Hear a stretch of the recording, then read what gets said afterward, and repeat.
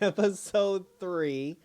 A friendly reminder or a friendly face? A friend indeed? Or the friendly type? It's your boy Icon with some Marvel TV. We found Layla.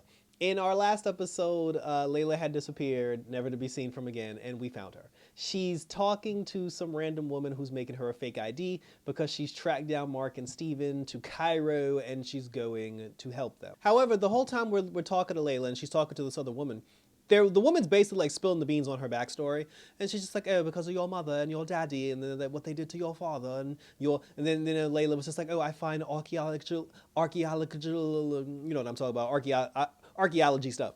She was like, I find relics, and then I return. She's like, I don't steal. She's like, I return them to their owners because they've been stolen already, and I'm just like, so you're Laura Croft? Like they kind of, and then she's like, oh, your dad would be proud of the scarab and blah blah blah. And I'm like, so she's basically Laura Croft. That's like that's what we do here. So now, since she's on her way to Cairo to go help out Mark. So Mark, he's in control of the body, like he has the power, and they're trying to get answers so they can find whatever it is that they're looking for. When as Mark's going, see, but the problem with Mark is as Mark's going through the town, he's trying to run up on like the local gangsters and the thugs and the underworld to try to get the information, the questions answered that he needs. But the problem is Steven keeps interfering because Steven's like, he's like, I will not be a part of killing. And so every single time Mark tries to do something to get information, Steven keeps intervening. He keeps like, and trying to stop him from doing what he has to do. There was even a moment where Steven had like, Mark was beating up these guys, like he got into a fight and he was beating up a whole bunch of people.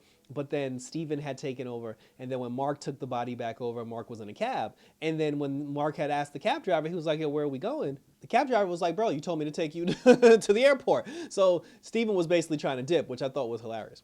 So then, so then Mark takes the body back over, and then, he ends up finding the guys, he runs them down, he tries to torture them.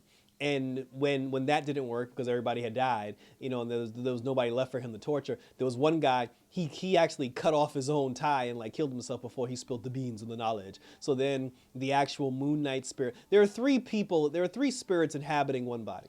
You got Steven, you got Mark, and you got the MoonKnight person who's in control of the suit and in control of the armor, as they call it. So then the MoonKnight spirit, he's actually talking to Mark, and he's just like, oh, I thought that one would have spilled the beans, but apparently not. So he was just like, oh, we must find a way to to get the information that we need. And then he comes up with this whole thing where he decides to hold a grand trial with the gods. So they open a portal, and here's where we get to meet the gods, or the Millennium items, if you will.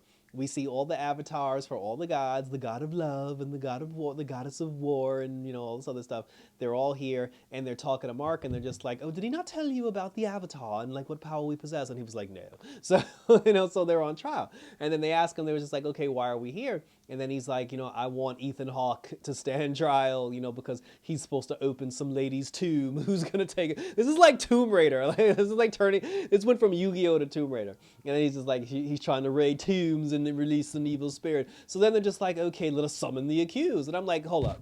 So y'all supposed to be the gods. Y'all like the table, the head table of the people that control all. First of all, they're cowards because one of them said, he was like, hey, we promise we will not intervene in the affairs of man. And I'm like, so what good are you?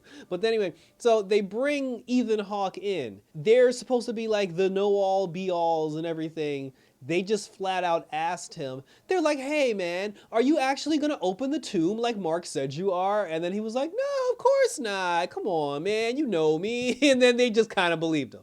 One of them was just like, and then that's when Ethan Hawke tried to throw Mark under the bus because he was just like, oh, the spirit, the MoonKnight spirit, he's chosen a confused man to be his avatar. This one has split personalities, and he works at a gift shop, and he's married, and his wife doesn't love him, and his kids don't respect him. And then they were just like, well, we'd like to actually talk to this Mark person. They never mentioned Steven because they're unaware of like the split personality or the dual personality. So they talk to Mark, and they're just like, Mark, are you crazy? And I'm like, why would he say, like the gods are asking like the dumbest questions of all time. They're just like, Mark, are you a danger to yourself? And I'm just like, nobody's gonna agree to that. But then his dumb ass is like, yeah. He's like, I actually am. He was like, but I'm not the one that's on trial here. Like Ethan Hawke is on trial, and it's about him trying to resurrect the tomb. And they were like, well, so far he's done nothing wrong. And I'm like, well, that's dumb logic, because now what you're basically saying is, although you could be telling the truth, we can't do anything until he actually opens the tomb. Then I'm like, by then it's too late. The world's already destroyed. So I'm like, At this point, the gods are useless. So, so the meeting was adjourned. Everybody went back to their respected places in the world.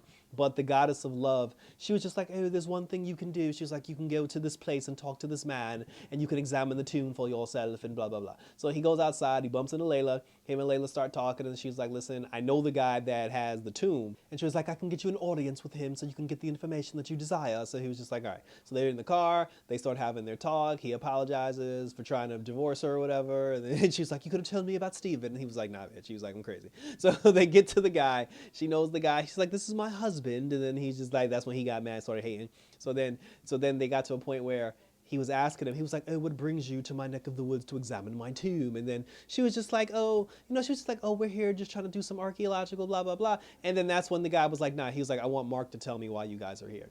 And that's when everybody was like, yo, let Steven have control. But Mark was like, no, because if I let Steven have control of the body, Steven's going to go to the airport because he's not trying to be here. So then they see the tomb, and then while he's looking at the tomb, Steven is actually talking to Mark, and he's just like, oh, this is an old relic that has the sacred scrolls and the markings and blah, blah, blah. And he was like, give me control. And then Mark's like, no. So he's just like, fine. He was just like, oh, do what you have to do. He was just like, guiding me through this before, because he said, I could put the suit on and we can kill these motherfuckers and just take the damn thing. So then that's when Steven was like, okay, fine. He was like, I'll tell you.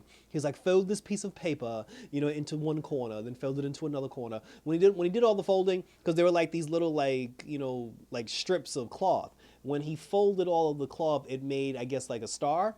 And the star basically had like the constellations and it had a map on it. But then that's when Ethan Hawke showed up, because he was trying to buy the tomb information himself. And then this whole big fight happened. And then that's when the Moon Knight god was like, summon the suit, Mark. And then Mark summoned the suit. And then they did like a stupid cheesy scene where Steven actually took control during the fight. And I don't know why Mark's costume has to look badass with the hoodie, and Steven's has to look like some goof wearing a suit and a mask. I'm just like, I thought that was just a one episode thing, but we're still doing that. It wasn't funny. But the fight scene was badass, and I thought it was done very well, and it was really cool.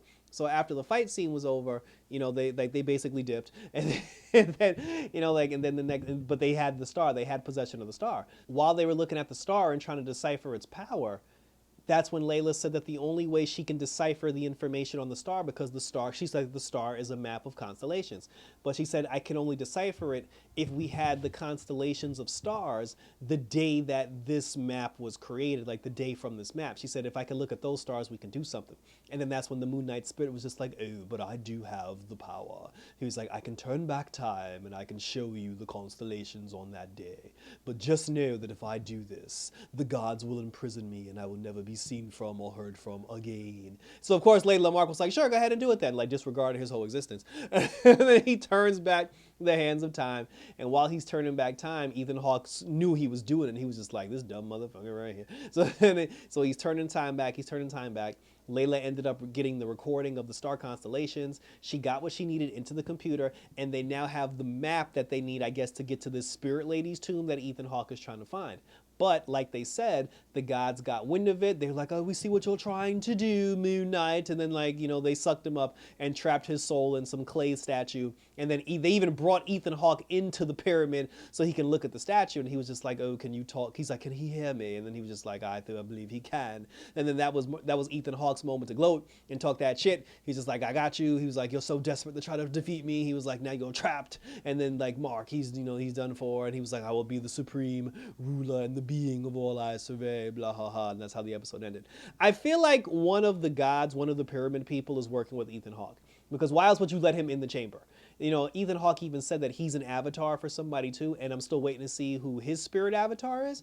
But he's at least one of the people on that committee is working with him, and we'll find that out as we only got 3 episodes left, so we'll find out what happens in the next 3 episodes to come. So now there's no more Moon Knight power, there's no more protective armor, which is why Mark comes into play, because Mark is the only one that can actually defend himself, because Lord knows Steven can't do it. And now Mark, Layla, and Steven, they're gonna basically follow the map and try to unlock the Queen's tomb, and then that's when Ethan Hawke will show up, and it'll be this whole big thing. The gods will be like, oh, we've made a mistake, we must release Moon Knight, and then he'll put on the suit and release the power. So that was it, and thank you for tuning in. So like I said, The show's not bad, you know, like it's better than WandaVision. It's definitely better than Loki so far because Loki was trash. But it's like I said, the fight scenes are done very well, and although the story is very confusing at times, it's interesting enough to the point where it's making me want to tune in to see what's happening, if not for nothing, just to find out where we go from here and when what the next steps are in this whole thing. So, like I said, I am enjoying it, and I'm looking forward to the next episode. So share your thoughts on Twitter and Instagram. Hit me up on YouTube. Leave your comments on YouTube. Let me know what you think about Moon Knight so far. Do you still like it? Do you hate it? Did you never like it to begin with? Where are you? Where are we now that we're halfway through? Because this is the mid-season finale, so to speak. So, like I said, share your thoughts and let's continue to talk about it. Subscribe to my YouTube channel if you haven't already. Definitely like and or subscribe because, again, we have Young Justice on the channel. We're still doing The Flash, but now that The Flash is on a break, we're waiting another 2 weeks for Flash, Naomi, and Superman and Lois to come back. Happy Easter to everybody because now we are officially just doing Moon Knight and Young Justice. So thanks for tuning in, guys. So for the Moon Knight, take care. And for episode 3, let the darkness